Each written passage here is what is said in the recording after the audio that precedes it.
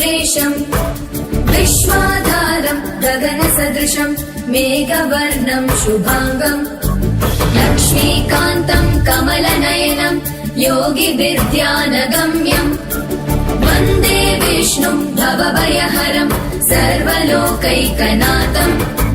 शान्ताकारम् भुजगशयनम् पद्मनाभम् सुरेशम् विश्वाधारम् गगनसदृशम् मेघवर्णम् शुभाङ्गम् लक्ष्मीकान्तम् कमलनयनम् योगिविद्यानगम्यम् वन्दे विष्णुम् भवभयहरम् सर्वलोकैकनाथम् त्रैलोक्यपूजितः श्रीमान् सदा विजय वर्धन शान्तिः कुरु गदा पाणे नारायण नमोऽस्तुते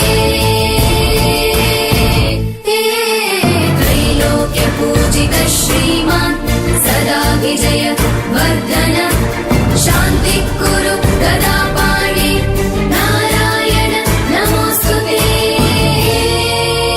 शान्ताकारम् भुजगशयनम् पद्मनाभम् सुरेशम् विश्वाधारम् गगनसदृशम् मेघवर्णम् शुभाङ्गम् लक्ष्मीकान्तम् कमलनयनम् योगिविद्यानगम्यम् वन्दे विष्णुम् भवभयहरम् सर्वलोकैकनाथम्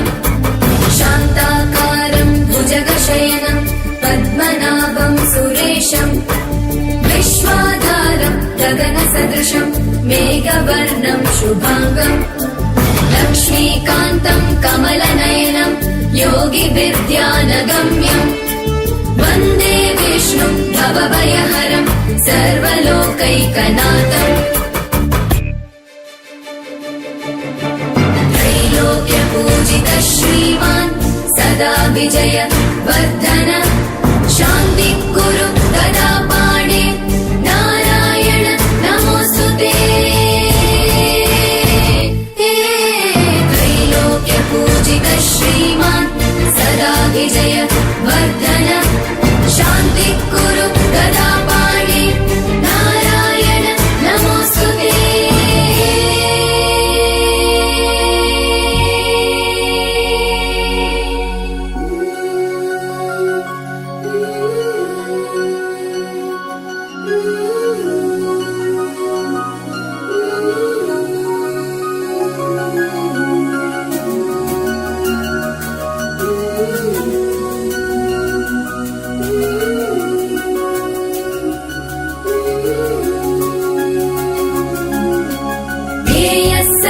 सवित्रमण्डल